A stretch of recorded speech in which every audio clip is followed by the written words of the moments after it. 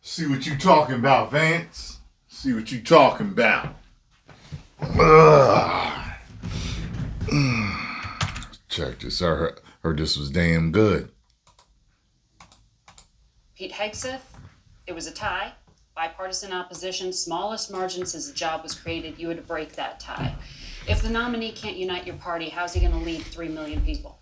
Well, look, I think Pete is a disruptor, and a lot of people don't like that disruption. But Margaret, that disruption is incredibly necessary. If you think about all of those bipartisan, massive votes, we have to ask ourselves, what did they get us?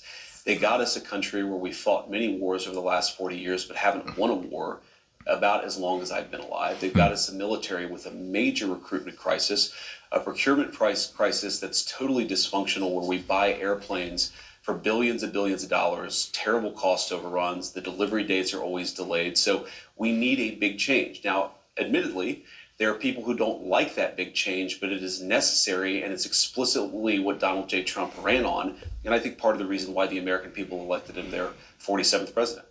So the main objective is changing all of that? That it's going to be Pete Hegseth alone? I'd say the main problem the main thing that we want Pete Hegseth to do is to fix the problems at the Department of Defense. And unfortunately, there are many. We've gotten into way too many wars that we don't have a plan for winning. We've gotten into way too many misadventures that we shouldn't have got into in the very first place. And our procurement process, Margaret, is incredibly broken. We're in an era. Decisions. Well, of course, they're policy decisions, but they're also logistical and implementation decisions. If you look at where we are with the rise of artificial intelligence, with the rise of drone technology and drone warfare, we have to really, top to bottom, change the way that we fund the procurement of weapons, the way that we arm our troops. This is a major period of disruption, and we think Pete Hegseth is the guy to lead the job. Now, there's another element to this, Margaret, too, which is we believe that military morale, at least until the election of President Trump, was historically low. You had the Army missing recruitment goals by tens of thousands of soldiers, and already recruitment is starting to pick up because Pete Hegseth is fundamentally a warfighter's leader at the Department of Defense. He is a guy who sees not... What were the reasons behind that? I would assume patriotism falls low when a president or a country isn't doing well. You don't really have the pride or the patriotism to want to fight for a country that's not taking care of you. You know what I'm saying? I never looked into that. And I didn't even hear that that was down like that their recruitment was down like that. But that's one of the things that I would think. Plus, people don't like to be in wars. You know what I mean? If they see you heading toward that or giving funding to other wars, they might think you might want us to go over there and help. So it could be a way of boycotting the military in a way, you know. Not through the perspective of the generals or the bureaucrats. He looks at things through the perspective of the men and women that we send off to fight in our wars. Both the Wall Street Journal and the National Review, conservative publications, as you know, have been critical of Tulsi Gabbard. My girl, They called her an Tulsi. atrocious nominee who deserves to be defeated. They compared her defense of Edward Snowden, the fugitive, who stole U.S. secrets, to an attorney general who thinks the mob gets a bad rap. Her refusal to accept U.S. intelligence findings that Assad gassed his own people, they said, was like a nominee for OMB director not being able to count. I think they just keep going the way they're going. She runs. She decides to run. If a woman wins, it's going to be her. That's what I think. She's going to be the first legit female president. Does any of this give you pause putting her in charge of the U.S. intelligence community? Yes or no? No, Margaret, look, these are publications that attacked Donald J. Trump obsessively, but those publications don't determine who the president is, the and American people supported do. Him. And Donald J. Trump is the person who determines who his cabinet is, not these publications that I think, frankly, have lost relevance. The Senate will Tulsi ultimately Gabbard's decide. Well, the Senate will provide advice and consent, as is its constitutional obligation, but I feel confident that Tulsi Gabbard will ultimately get through. Two things that are important to know about Tulsi. First of all, she is a career military servant who's had a classification at the highest levels for nearly 2 decades. She has impeccable character, impeccable record of service, and she also is a person who I think is going to bring some trust back to the intelligence services. The bureaucrats at our intelligence services have gotten completely out of control. They've been part of the weaponization of our political system, the weaponization of our justice system. We need to have good intelligence services who keep us safe, but part of that is restoring trust in those services, and we think Tulsi is the right person to do it. That's She why doesn't the trust president, those intelligence services. she recognizes the bureaucrats have gotten out of control, and we need somebody there who's going to rein them in and return those services to their core mission of identifying information that's going to keep us safe. You campaigned on lowering prices. He doesn't seem to get stammered or stuck answering any questions. He seems to have an answer for everything, which is good, because one thing they like to do is gotcha. For consumers. We've seen all of these executive orders. Which one lowers prices? We have done a lot, and there have been a number of executive orders that have caused already jobs to start coming back into our country, which is a core part of lowering prices. More capital investment, more job creation in our economy is one of the things that's going to drive down prices for all consumers, but also raise wages so that people can afford to buy the things that they need. If you look at our grocery prices slate aren't gonna come of executive orders, no, Margaret, prices are going to come down, but it's going to take a little bit of time, right? The president has been president for all of 5 days. I think that in those 5 days, he's accomplished more than Joe Biden did in 4 years. It's been an incredible breakneck pace of activity. We're going to work with Congress. We're, of course, going to have more executive orders, and we're going to try, the way that you lower prices is that you encourage more capital investment into our country. And you ask specifically, what executive order is going to help lower prices? All of the stuff that we've done on energy, to explore more energy reserves, to develop more energy resources in the United States of America. One of the main drivers of increased prices under the Biden administration is that we had a massive increase in energy prices. Donald Trump has already taken multiple executive actions that are going to lower energy prices, and I do believe that means consumers are going to see lower prices at the pump and at the grocery store, but it's going to take a little bit of time. Rome wasn't built in a day, and while we've done a whole lot, we can't undo all of the damage of Joe Biden's presidency in 4 days. Well, there are a lot of things that contributed to higher energy prices, and there was record oil and gas production. Yes, Joe Biden did many terrible things to lead to an increase in prices. I agree, Margaret. No, but all the things you experience at the grocery store are what people touch and feel. That's what you were talking about, bacon on the campaign trail. Of course, of course. Those things, when do consumers actually get to touch and feel a difference in their lives? Well, Margaret, how does bacon get to the grocery store? It comes on trucks that are fueled by diesel fuel. If the diesel's way too expensive, the bacon's going to become more expensive. How do we grow the bacon? Our farmers need energy to produce it. So if we lower energy prices, we are going to see lower prices for consumers, and that is what we're trying to fight for. Well, the flurry of executive orders, most of them weren't about the economy. Many of them were, though, Margaret. We had, I think we've taken promise of tariffs by February 1st. We've taken over 200 executive actions, some executive orders, other executive actions. Again, this is in less than a week, and a lot of them were focused on the economy, bringing investment into our country and lowering energy prices. We've also focused on safety, restoring public safety, ending weaponization of the Department of Justice. We've done a lot, and I think the president is to be commended for actually coming in and doing something with this incredible mandate the American people gave him. He's not sitting in the Oval Office doing nothing. He's doing the American people's business, and I think they're going to see a lot of good effects from it. Well, a lot of these announcements have yet to take effect. Sure. The president did say he wants to do something with an executive order in relation to federal emergency response. He said he may reform or eliminate FEMA. Instead of sending emergency responders, he may start to send a percentage of money to states to take care of themselves. But I saw people talking about this the other day. They were saying, if we could get some laws passed instead of doing these executive orders, it'd be a lot better. And it got me thinking. So I was like, oh, okay, these executive orders, where they only last while he's in office, is that how that works? As many of you know, if you have not watched my channel for years, you don't know this, but I tended to stay away from political videos. They just really didn't interest me all that much. However, in the past few years, with how things have been going, I've slowly, because of my own interest, but mainly because of my followers' interests, have become more involved in political videos and more interested in them because some crazy stuff has happened. But I don't have a lot of vast knowledge in politics. So that's why you'll hear me sometimes, hey, help me out in the comments, you know what I'm saying? So people are like, why don't you know it already? Well, now you know. Okay, so mainly because my followers want me to talk about this. Sometimes I ask for a little bit of note from you guys rather than me having to, after end the video, go out, run through a bunch of stuff, and I can check the comments, you know what I'm saying, and then do some more, research on top of that. But a lot of times, you're like my AI. You're able to give me quick answers, nice and short, bullet points to the point. I get it, boom. Then I can do other research other times. But it just helps me to, really get a lot of this faster.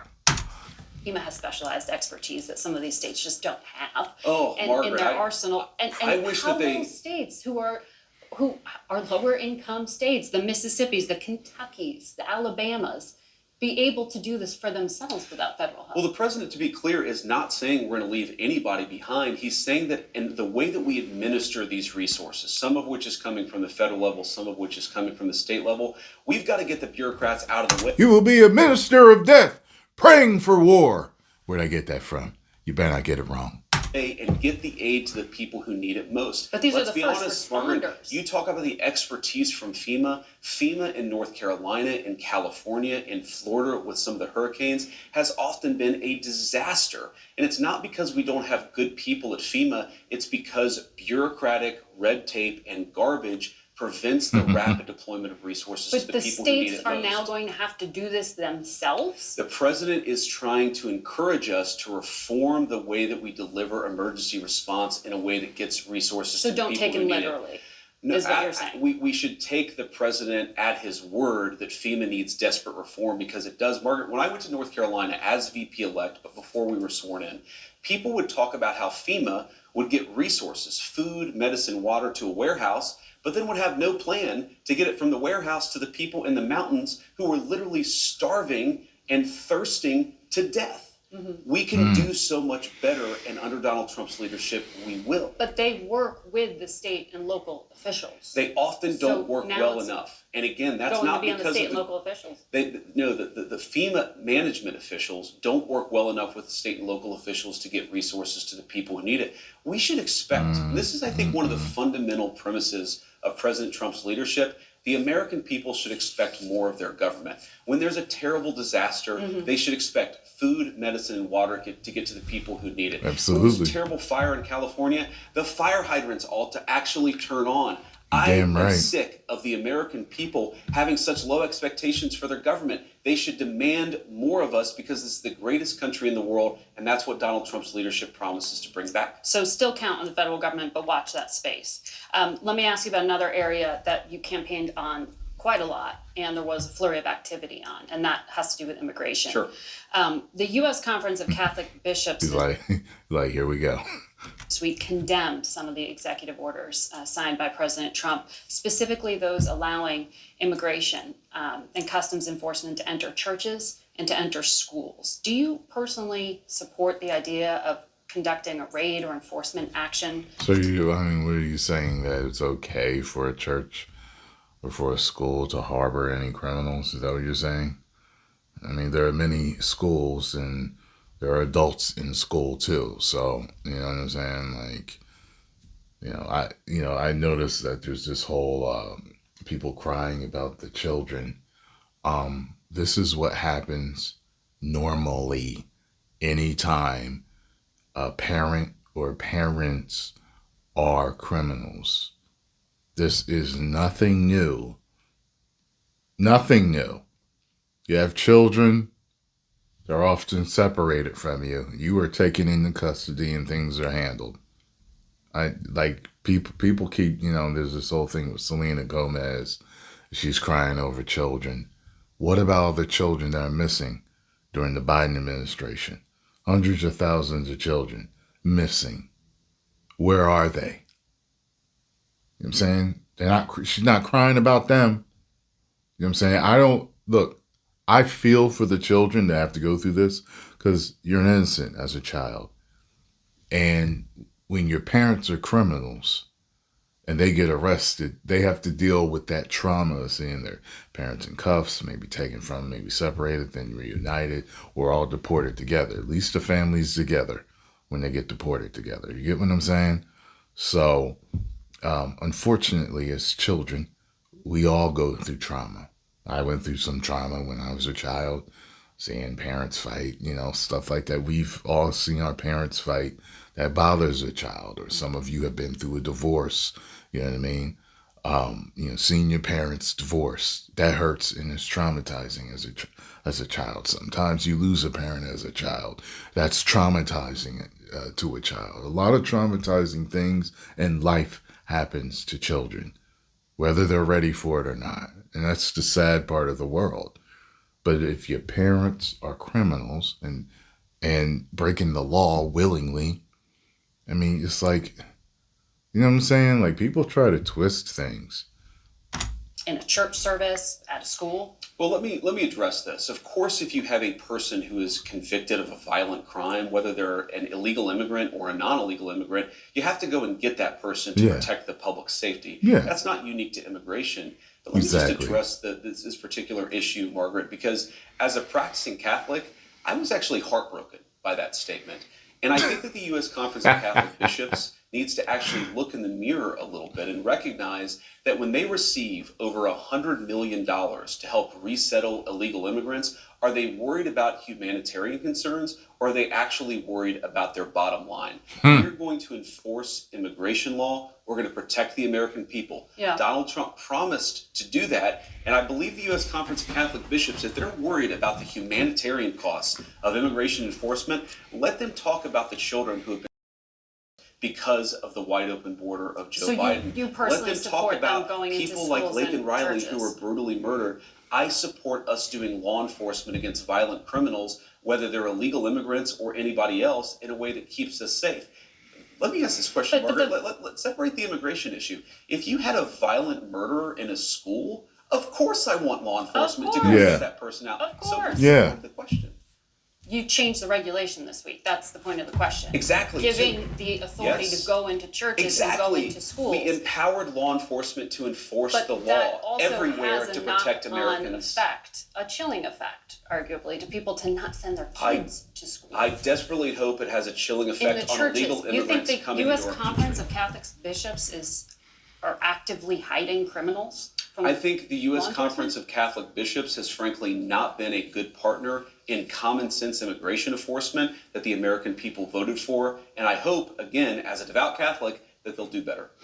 There are 5 legal challenges already to one of the other immigration actions, the order on birthright citizenship. A federal judge appointed by Ronald Reagan, I think you'd agree, has some conservative credentials, Sure. Paused the order to end birthright citizenship, calling it blatantly unconstitutional. How do you reconcile this challenge to the 14th Amendment to the Constitution? So I obviously disagree with that judge, and these things, some of them will be litigated. That's the nature of our constitutional system. But here's the basic idea of President Trump's view on this. If you are a lawful permanent resident, or I guess it depends on what the forefathers meant when they wrote it. I heard someone going over it, and it looks like they didn't mean the way people have been using it, the way someone may come here illegally and then have a child to keep them here. So, a legal immigrant who plans to stay, your children, of course, should become American citizens. But let's say you're the child of an ambassador. You don't become... But that's not part of it. Well, that is an important principle. But we're saying that carve-out should apply to anybody who doesn't plan to stay here. If you come here on vacation and you have a baby in an American hospital, that baby doesn't become an American citizen. If you're an illegal alien and you come here temporarily, hopefully, your child does not become an American citizen by virtue of just having been born on American soil. There's a very basic principle in American immigration law that if you want to become an American citizen and you've done it the right way, and the American people and their collective wisdom have welcomed you into our national community, then you become a citizen. But temporary residents, people who come in here, whether legally or illegally, and don't plan to stay, their children should become American citizens. I don't know any country that does that or why we would be different. Well, this is a country founded by immigrants. Well, this is a This country is a founded unique by. country. This is a. Right. So I heard people talking about there's a difference between settlers and immigrants, and I forgot what they said. The specifics were. Let's see if he says it. Very unique country, and it was founded by some immigrants and some settlers, but just because we were founded by immigrants doesn't mean that 240 years later that we have to have the dumbest immigration policy in the world. No country says that temporary visitors, their children, will be given complete access to the benefits and blessings of American citizenship. America should actually look out for the interests of our citizens first. And that means, again, That's if true. you're here permanently and lawfully, your kid becomes an American citizen. If you're not here permanently, if you're not subject to the jurisdiction of the United States and don't plan to be, why would we make those people's children American citizens permanently? That's true. And if you are here illegally, why would we do that? It's like, wait a minute, you criminally came into the country and now you have a child and now you're able to use that loophole. You know what I mean? Like that's not right. I want to ask you about refugee It's admission. a way of scamming the system. They've been doing it for a while. You know what I mean? It's like Just suspended by the president. That has nothing to do with the U.S. border.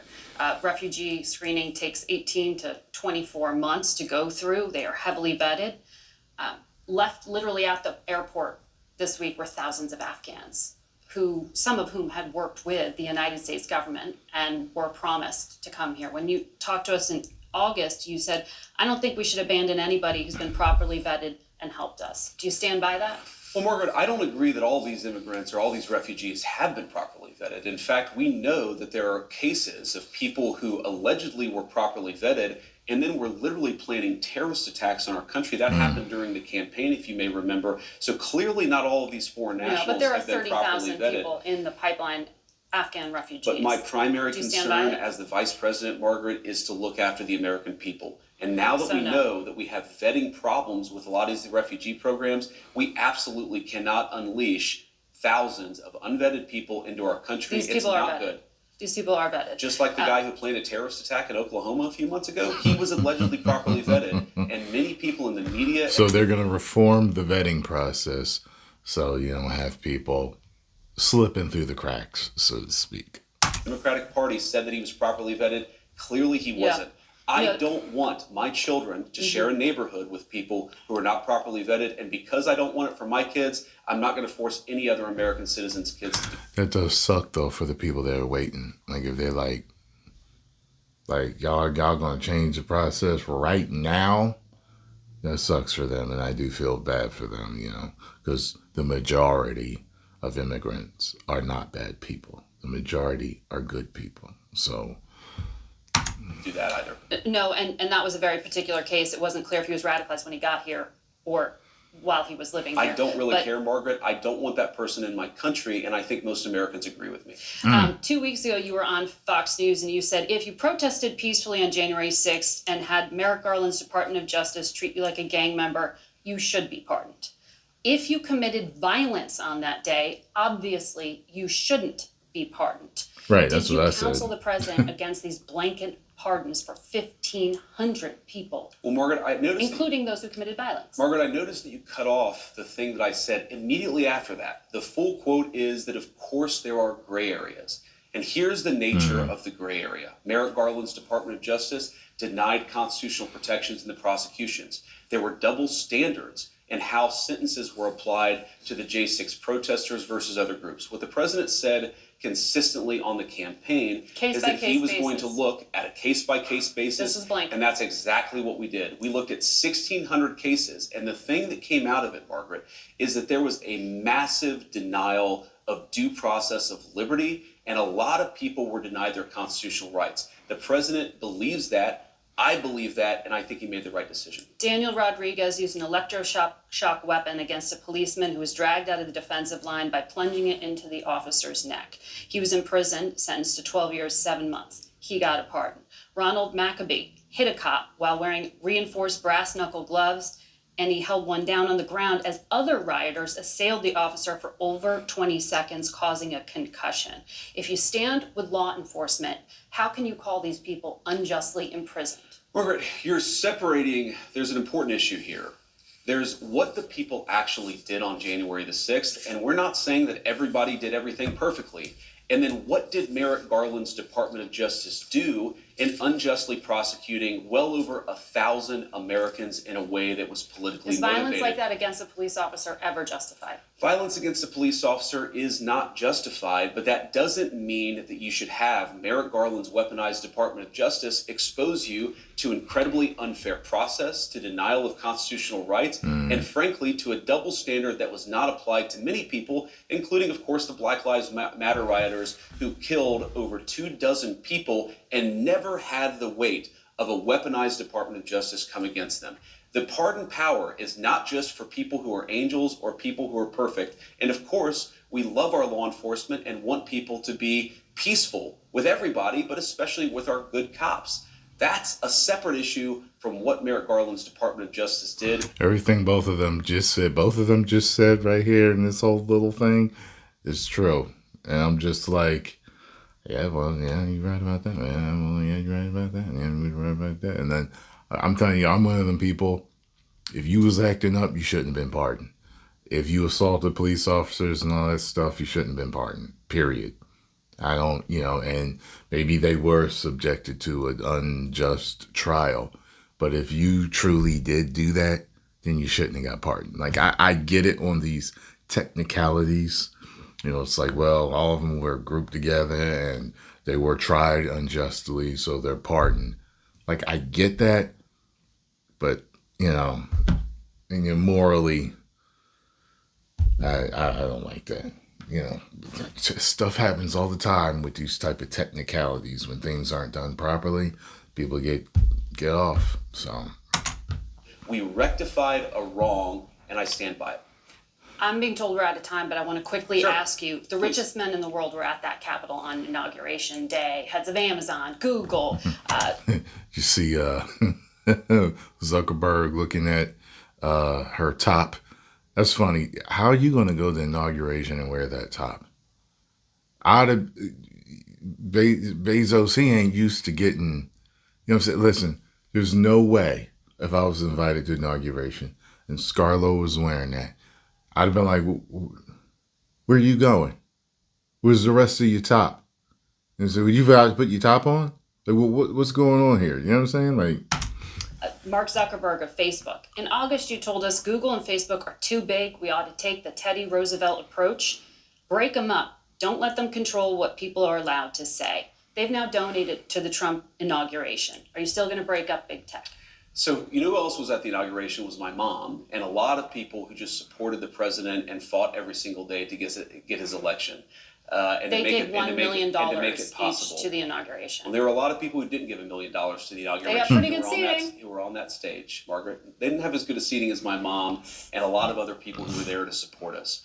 But look, we believe fundamentally that big tech does have too much power, and there are two ways they can go about this. They can either respect Americans' constitutional rights, they can stop engaging in censorship, and if they don't, you can be absolutely sure that Donald Trump's leadership is not going to look too kindly on them. So they're still on notice. They're very much on notice. All right. So there we have that. Let's see why this is trending number 2. Post your comments down below. Let me know what you all thought. If you enjoyed my reaction and thoughts, make sure you hit the like button, subscribe, and share. 10 million subscribers. Woo!